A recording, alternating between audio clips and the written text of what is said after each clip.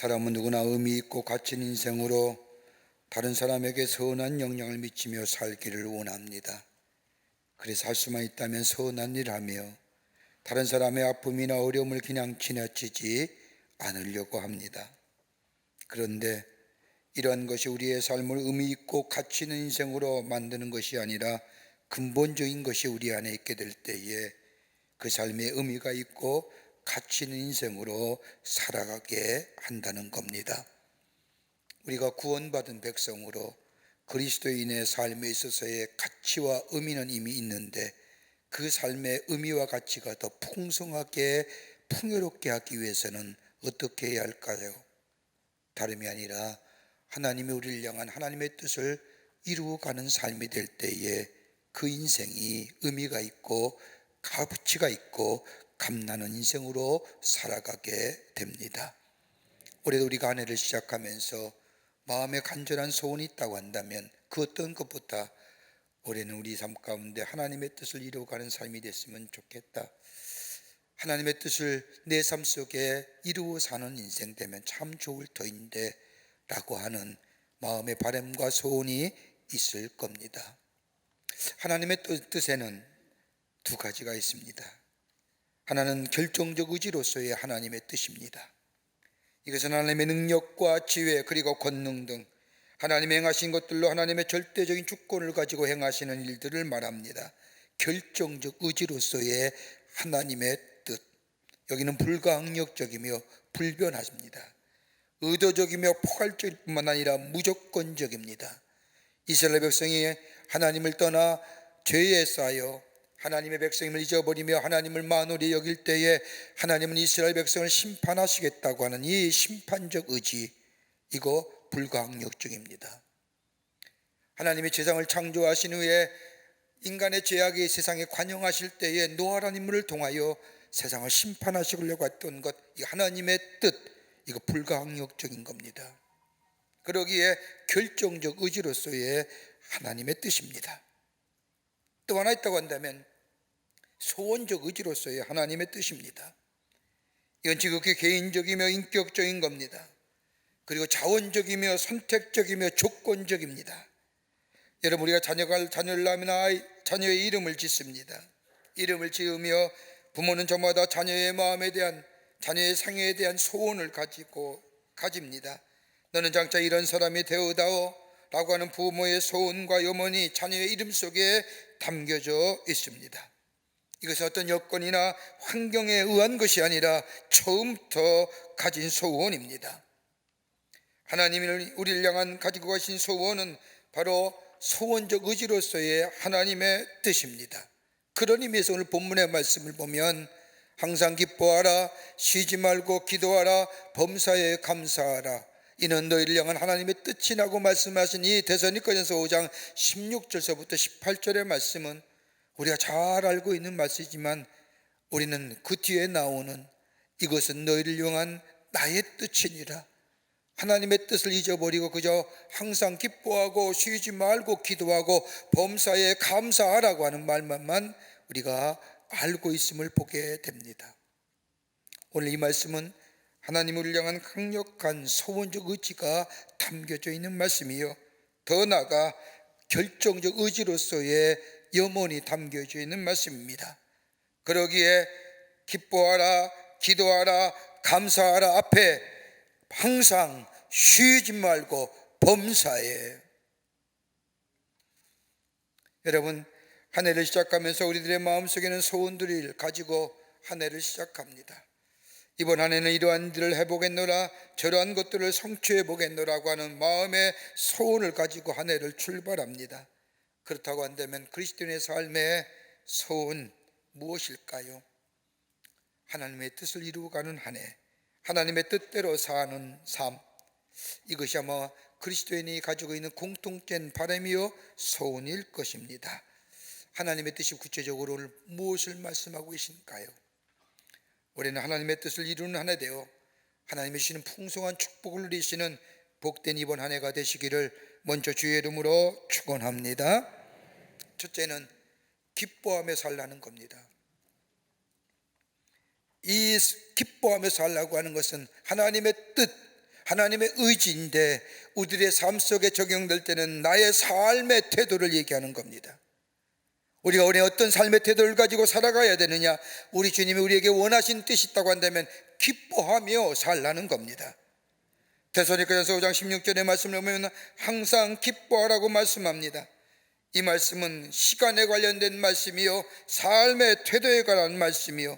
어느 때 기뻐하느냐? 항상, 언제든지 기뻐하라는 겁니다.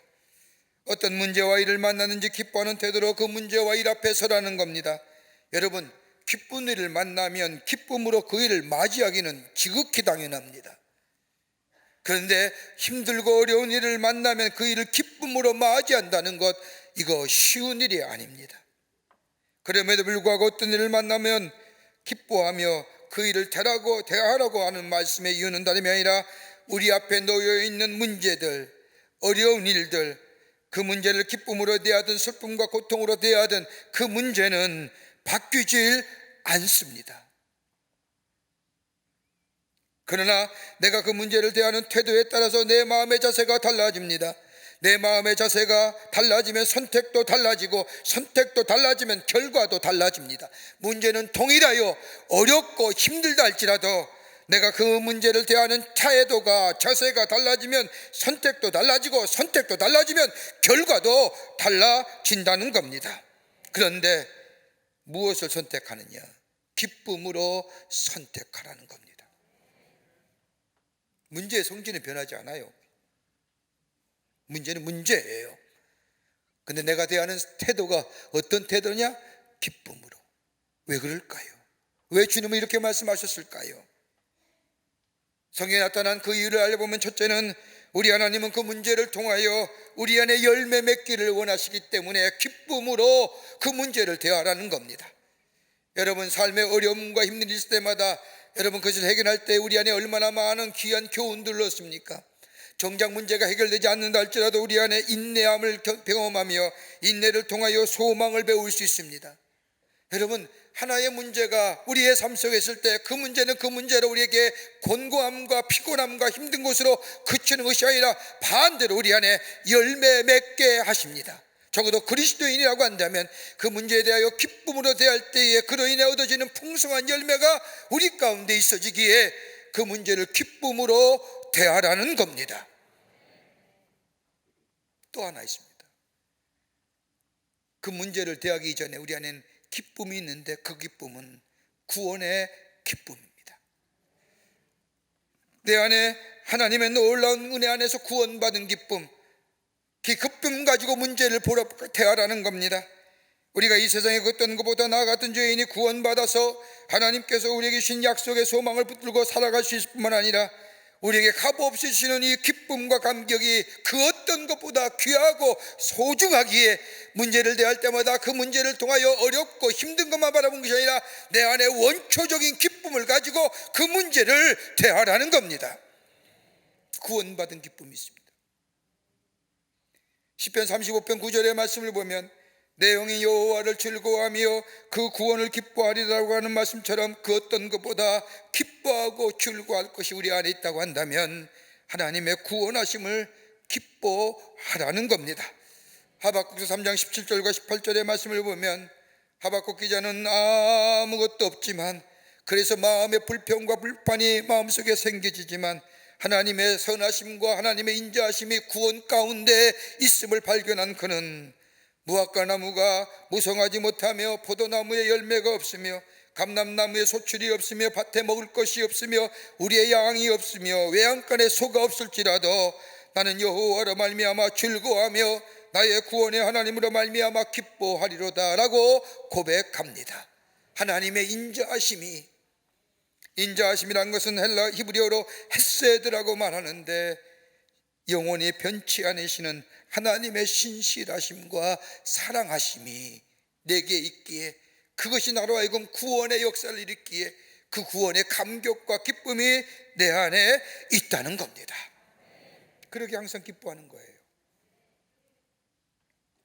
또 하나, 구원하실 것에 대하여 기쁨이에요. 여러분, 구원은 우리의 꼭 영혼의 구원만을 이해하는 겁니까? 구원에 얘기하는 소테르라고 하는 이 구원이란 단어는 우리의 영과 우리의 혼과 우리의 육을 구원하는 겁니다. 그러기에 요한에슬레 목사님 말씀한 것처럼 나는 구원받았습니다. 과거의 문제입니다. 그런데 지금 나도 구원받고 있습니다. 현재성입니다. 그리고 나는 구원받을 것입니다 라고 하는 미래의 구원을 말합니다. 여러분, 바울이 로마의 깊은 감옥에 갇혀 영어의 몸에도 불구하고 빌립보 교회를 향하여 편지하기를 기뻐하라 기뻐하라, 빌립보서에 무려 기뻐하라는 단어가 13번이 나옵니다. 바울이 말하는 기쁨이란 환경이나 여건이나 상황이나 문제의 종류가 아니라 바울이 말하는 기쁨은 구원받았다는 기쁨이고, 더 나아가 나는 구원받을 것이라고 하는 기쁨이 그의 마음속에 있기에 비록 지금은 갇힌 몸이라 할지라도 저 빌립보 교회 성도들 향하여 여러분 기뻐하십시오, 기뻐하십시오, 기뻐하십시오라고 외쳤던 것을 보게 됩니다.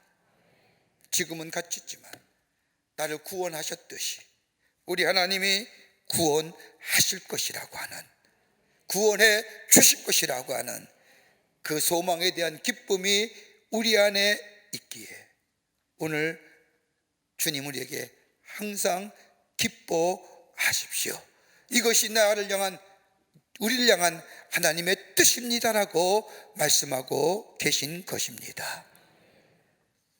여러분, 일본의 여류작가인 미우라 아야코라는 사람은 아실 겁니다.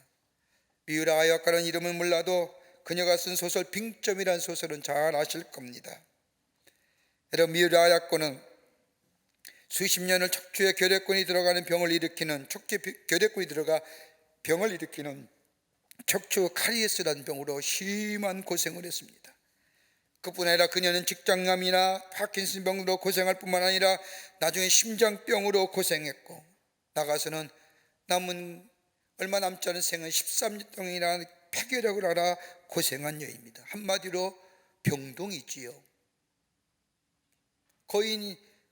거의 일생을 병원 신세를 질 만큼 몸이 연약했던 여인입니다. 이만하면 절망한 만도 한데 그녀의 마음은 언제나 평온하고 행복했습니다. 폐결을 앓던 중에 남편을 만났고, 남편 또한 이 미우라 아야코의 많은 병 가운데서도 평온함과 더불어 행복해하는 모습에 감동이 되어 결혼합니다. 그런데 미우라 아야코가 병원 생활하면서 항상 은혜에 감사하고 있으면서도 내가 이 병원에서 무엇을 봉사할 수 있을까, 내가 다른 사람을 위하여 할 수 있는 일이 무엇일까, 내 마음은 이렇게도 기쁘고 행복한데 어떻게 하면 저들이 아파하고 슬퍼하고 탄식하는 사람들을 도울 수 있을까, 위로해 줄 수 있을까 고민하다가 매일 하루의 삶을 끝마치고 일기 형식으로 글을 쓰기 시작합니다. 그걸 모아다가 어느 날인가 하루 자신과 함께 병동에 있는, 병실에 있는 환우분에게, 환자에게 그걸 보여줍니다. 좀 읽어보라고, 내가 쓴 글이라고. 고통과 실망과 절망 가운데 있는 환우가 미우라 아야코가 쓴 글을 읽는 순간 그의 마음속에 기쁨이 있고 수심이 가득 찬 얼굴에 행복이 넘치게 변화되는 모습을 발견합니다. 그리고는 이 사람이 옆에 있는 병자에게, 옆에 있는 환자에게 옮겨지면서 그 안에 있는 병원에 있는 모든 사람이 미우라 아야코의 글을 읽기 시작했습니다. 매일마다 하루의 일을 마친 후에 글을 쓴 일기 형식의 글이 병실에 돌아오면서 그것이 매일 쌓이고 쌓일 때 그 소설이 바로 빙점이라는 소설입니다. 어려움 가운데서도, 건강한 육체의 삶 가운데서도 믿음 가운데 기쁨을 선택함으로 행복했으며, 삶의 환경과 몸의 육체의 연약함은 있었지만 그러나 신앙 가운데 기쁨을 선택하고 그리고 다른 사람을 위로하게 될 때에 자신뿐만 아니라 더 많은 사람들에게 큰 기쁨을 주었던 것을 보게 됩니다. 우리 하나님 오늘 우리에게 말씀하십니다. 내가 너를 향한 나의 뜻이 있느니라. 하나님 뭐냐? 항상 기뻐하라. 삶의 문제가 있고 어려움이 있더라도 구원받은 것을 기억하고, 구원을 통하여 그 문제를 통하여 얻을 열매들을 기억하고, 그리고 구원받을 것임을 기억하면서 삶의 문제에 있어서의 태도는 기뻐하는 삶으로 살아가라고 오늘 우리에게 말씀해 주십니다. 기쁨을 선택하며 사시는 여러분 되시기를 바랍니다. 두 번째는 기도하라 하십니다. 우리를 향한 하나님의 뜻은 기도하기를 쉬지 말라는 말씀입니다. 여러분, 삶의 태도는 기쁨을 택하고, 오늘 목이 말씀은 삶의 우선순위에 있어서는 다른 게 아니라 기도하라는 겁니다. 우리 인생에서의 삶의 우선순위가 바르게 형성이 될 때 그 삶의 질서가 생기고 그 삶에 선한 영향을 미치는 존재가 되는데, 그 우선순위의 첫 번째는 뭐냐? 기도하라는 겁니다. 데살로니가전서 5장 17절의 말씀을 보면 쉬지 말고 기도하라고 말씀하십니다. 이 말씀은 삶에 있어서의 우선순위가 다름이 아니라 기도인데, 이 기도는 우선순위와 더불어 지속적으로 해야 할 것에 대하여 우리에게 말씀해 주고 계십니다. 하나님과 관계를 우선해 둘 뿐만 아니라 하나님과의 관계를 지속적으로 가지라는 겁니다. 삶의 우선순위, 삶의 지속적으로 하나님과 관계 맺는 것은 다름이 아니라 기도인데, 기도하면 응답해 주신다는 겁니다. 여러분, 기도에 대해서 여러 가지 많은 정의를 아시지 않습니까?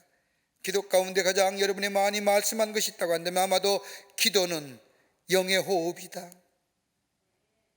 근데 여러분, 우리가 하루에 1분에 우리의 숨을 몇 번 쉴까요? 들숨과 날숨을 몇 번 1분간 쉴 수 있을까요? 그랬더니 아까 2부 예배 때 누가 이렇게 쉬더라고요. 1분에 약 16번 쉽니다. 그러면 하루를 몇 번 쉴까요? 무려 23,000번 쉽니다. 하루에 23,000번의 숨을 쉬어요. 기도가 영혼의 호흡이라고 정의한 우리들 23,000번 기도하고 사나요? 이렇게 얘기하면 목사님 그것은 뭐 은유적인 정의지요, 뭐 그렇게까지.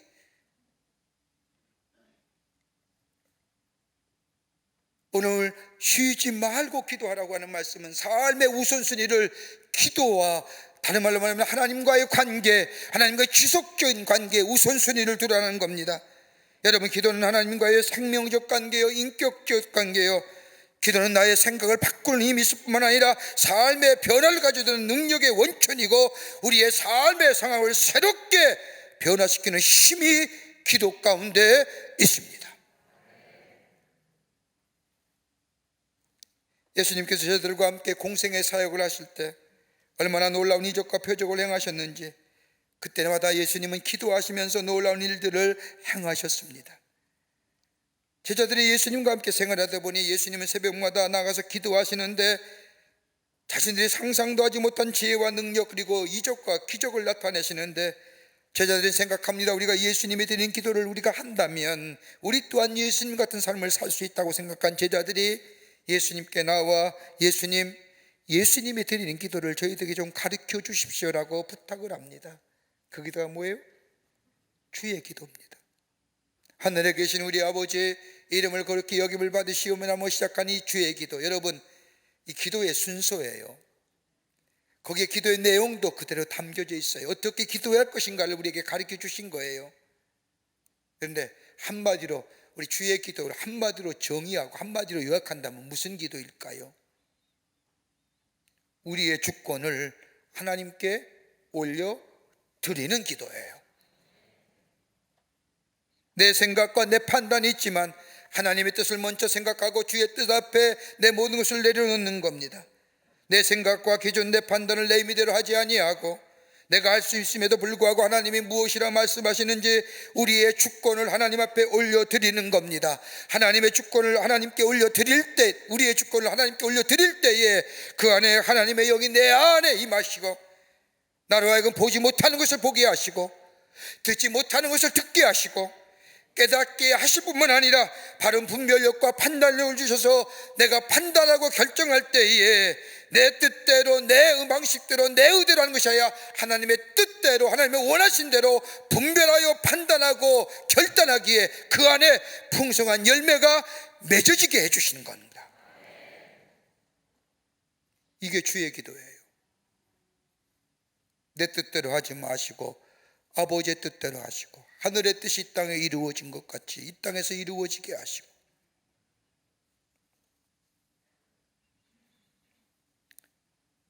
여러분, 기도할 때 우리가 먼저 바뀌게 되고요, 기도할 때 우리의 환경이 바뀌게 됩니다. 기도할 때 삶의 정황이 바뀌게 됩니다. 기도할 때의 축복의 인생이 됩니다.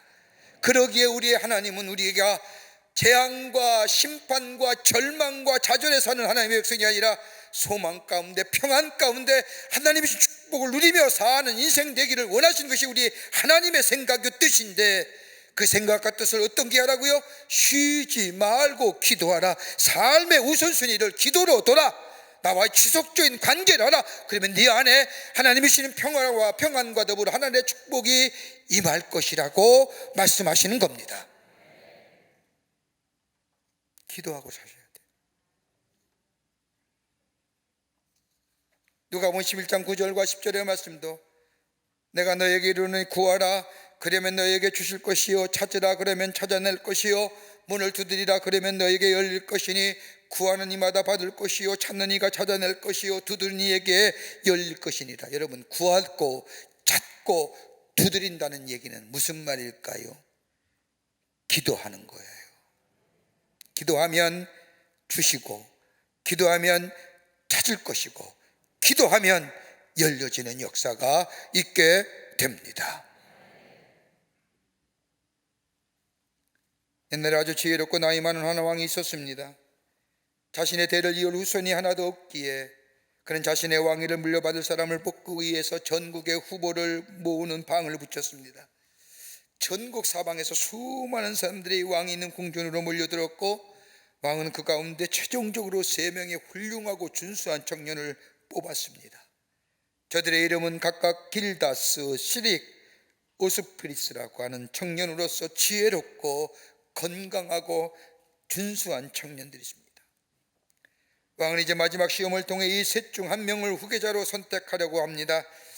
이제 왕의 마지막 시험이 시작됐습니다. 왕은 3사람을 한 자리에 모아놓더니 한 책을 보여주며 이 책은 나라를 다스리는 데 필요한 모든 지혜가 들어있는 책이다. 이제 내가 이 책 중 한 구절을 읽어줄 테이니 너희는 일주일 동안 그 말대로 살아가도록 하여라. 제일 잘 수행한 사람이 나를 이어 왕이 될 것이다 라고 이야기합니다. 그리고 왕이 나서 책을 열더니 한 구절의 구절을 읽어줍니다. 그것은 다름이 아니라 쉬지 말고 기도하라. 3사람은 왕에게 각각 물러나 자기의 길로 떠났습니다. 그리고 일주일이 지나 그들은 다시 왕 앞으로 나오게 되었고, 왕은 왕에게 일주일 동안 자신의 모습이 어떻게 변했는지, 어떻게 지냈는지 보고하기 시작을 합니다. 먼저 길다스가 피곤한 모습으로 왕에게 말합니다. 왕이여, 저는 어제 지난주에 왕의 명을 받는 즉시 수도원으로 갔습니다. 밤낮을 계속 기도했습니다. 제가 얼마나 기도를 열심히 했는지 함께 있던 수도사에게 물어보시면 잘 알 겁니다. 그자 왕은 길다스에게 이렇게 묻습니다. 그래, 수고했구나. 그렇다면 너의 기도로 행복해진 사람이 있냐? 이 질문에 길다스는 아무런 대답도 할 수가 없었습니다. 그리고 2번째로 시릭이 쉰 목소리로 왕께 보고합니다. 왕이여, 저는 일주일 동안 교회에 가서 쉬지 않고 기도했습니다. 제 목소리 좀 들어보십시오. 제가 얼마나 열심히 기도했는지 목이 다 쉬었습니다. 그러자 왕이 시릭에게 묻는 겁니다. 그렇구나. 그럼 너는 내 기도 인해 이 나라가 좀 더 행복해졌다고 생각하느냐? 왕의 질문에 시릭은 아무런 대답도 할 수 없었습니다. 마지막으로 오스프리스가 다가와 조용히 입을 엽니다. 왕이여, 저는 그냥 집으로 돌아가서 예전에 생활하던 대로 생활했습니다. 저는 할 일이 많습니다. 이웃 사람들의 집도 지어줘야 하고 마을에 다리도 놓아야 했고 아픈 친구의 집도 돌아봐야 했고, 그렇지만 저는 항상 기도하는 마음으로 생활했습니다. 하나님과의 지속적인 관계를 맺으며 살았습니다. 그러게 제 마음속에는 항상 하나님이 함께 해 주십니다. 그러자 갑자기 밖에서 소란스럽더니 많은 사람이 왕 앞에 나가와 오스프리스에게 받은 도움과 친절을 이야기하더라는 겁니다. 여러분, 기도의 능력이 있습니다. 기도에는 권세가 있습니다. 기도는 하나님의 놀라운 능력을 체험케 합니다. 기도는 우리에게 축복의 문을 열게 합니다. 그러기에 그 어떤 것보다도 삶의 우선순위가 있다고 한다면, 삶의 태도는 기쁨으로 그 문제와 그 삶, 그 어려움을 바라보는 것이요, 우선순위는 기도하게 될 때에 우리의 삶의 풍성함과 풍요로움의 역사가 있게 될 뿐만 아니라, 이것이 바로 우리를 향한 하나님의 뜻이요, 쉬지 않고 기도하는 삶이 될 때 우리는 하나님의 뜻을 이루어 나가는 하나님의 백성이 되는 줄 믿습니다. 쉬지 말고 기도하십시다. 끝으로 감사하라 하십니다. 감사하라 하십니다. 삶의 문제를 감사의 관점으로 보러가는 겁니다. 관점의 변화입니다. 우리 하나님이 우리를 향한 하나님의 뜻과 하나님의 생각은 다른 분이 아니라 문제가 있을 때에, 어려움이 있을 때에 관점을 뭐로 보느냐? 관점의 변화인데 그 관점은 감사함으로 바라보라는 겁니다. 그러기에 범사에 감사하라, 어떤 상황이나 형편인지 감사하라는 겁니다. 영어의 표현을 보면 every circumstance라고 하는 거예요. 모든 상황이에요. 여러분, 우리 하나님께서 우리 하나님의 말씀을 다 이해할 수는 없지만 하나님 우리에게 복주 되신 길을 말씀하시고 가르쳐 주십니다. 그런데 하나님께서 허락하신 복된 길과 말씀은 다름 아닌 어디에 있느냐? 감사함에 있습니다. 여러분, 출애굽기의 말씀을 보세요. 14장 이후의 말씀을 보면 이스라엘 백성이 애굽에서 나와 광야를 거쳐 가나안에 들어갑니다. 출애굽의 말씀을 읽을 때마다 얼마나 감격적입니까? 430년 동안의 노예 생활했습니다. 하나님의 놀라운 은총 가운데 노예로 살다가 죽어야 할 사람들을 하나님은 모세를 통하여 구원하시어 하나님의 약속의 땅인 가나안 땅으로 인도하여 가십니다. 구름기둥과 불기둥으로 저들의 걸음을 인도하시고 절체절명의 위기 속에 홍해를 건너게 하셨습니다. 홍해를 다 건넌 후에 저들이 얼마나 감격했는지 하나님의 전능하심과 위대하심을 찬송합니다. 그것도 어디요? 홍해바다를 바라보며 저 출애굽한 이스라엘 백성이 두 대로 나누어서 손을 들며 할렐루야 할렐루야, 여호와의 전능하심, 여호와의 위대하심을 찬송합니다. 여러분, 얼마나 감격스러울까요? 뒤따라온 애굽의 병사들이 자기들을 따라오다가 다 저 수장된 모습, 하나님의 위대한 역사들, 얼마나 감격스러울까요? 얼마나 감사했을까요? 왜 하나님이 이 일을 보여주시고 이 일을 행하셨을까요? 단순히 하나님의 구속의 역사, 하나님의 놀라운 하나님의 역사하심, 인도하심을 증명하기 위해서요? 아닐 겁니다. 다른 면으로 한번 생각해 보자고요. 이제는 저 광야의 길 걸어가야 됩니다. 광야의 거친 길을 가야 됩니다. 저들이 하나님의 구원의 역사에 하나님은 위대하십니다, 하나님은 전능하십니다라고 감사하며 찬송했던 그 놀라운 은혜와 놀라운 즐거운 모습들, 그것 가지고 광야의 길을 감사함으로 걸어가기 위함입니다. 왜요? 고된 길을 압니다. 그 갈 길을 걸어가려면 내게 무언가 있어야 되지 않겠습니까? 비록 광야의 길이지만 그 광야를 통과할 때에 감사한 마음으로 통과하기를 원하시는, 감사한 마음으로 그 어려운 광야의 어려움을 극복하기를 원하시는 우리 하나님, 그러기에 그 사건을 보여주신 거예요. 저들의 입에서 하나님을 향하여 감사의 찬송이 울려 퍼지게 하신 거예요. 과거에 대하여 감사하며 앞에 주신 약속에 대하여 감사할 뿐만 아니라 현재의 고난을 잘 견디어내어 가기를 원하시는 우리 하나님, 그러니까요, 이스라엘 백성 보세요. 그거 원하시는 우리 하나님을 뜻을 분별하지 못하고 광야길에 불평하고 원망할 때 뭐예요? 다 죽잖아요. 뱀에 물려 죽고 불평과 불만하다가 다 죽지요.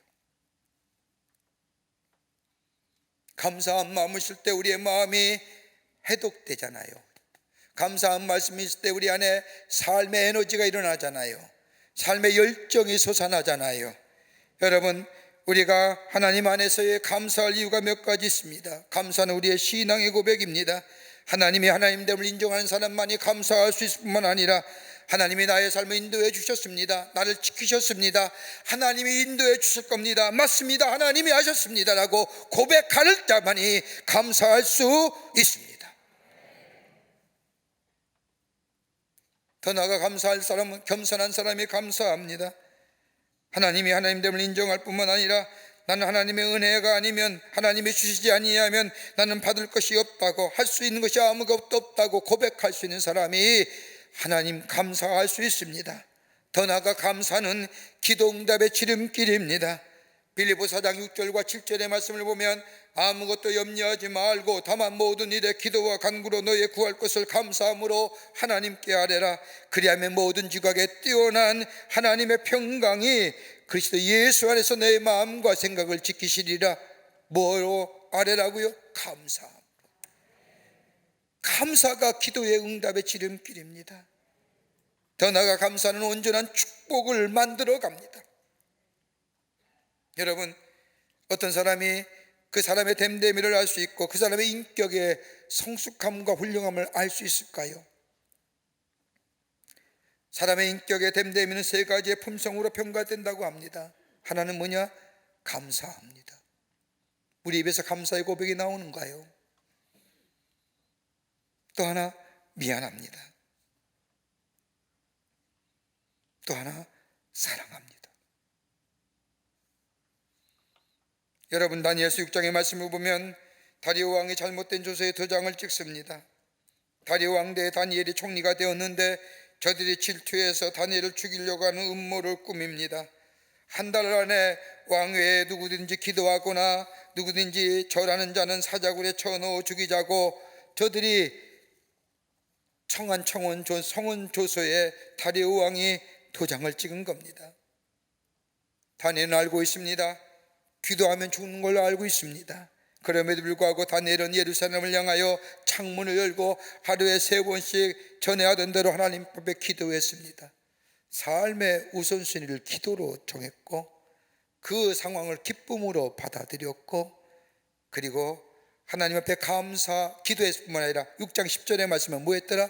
감사하였더라. 삶의 관점을 감사로 본 거예요. 사자굴에 던져 죽을 걸 알면서 감사의 기도를 하나님께 드렸다는 겁니다. 이게 높은 수준의 신앙이에요. 너무 흔하게 들으니까 그냥 그런 걸 알지만 여러분, 기뻐하고 기도하고 감사하는 얼마나 높은 수준의 신앙입니다. 이게 뭐예요? 우리를 향한 하나님의 뜻이에요. 하나님의 생각이에요. 하나님의 생각은 우리의 삶의 평안함과 풍성함과 풍요함과 우리의 삶의 복된 삶 사기를 원하시는 우리 하나님의 생각, 그 하나님의 생각이 우리의 삶 가운데 이루어질 거라는 것, 그 하나님의 뜻이에요. 소원적 의지예요.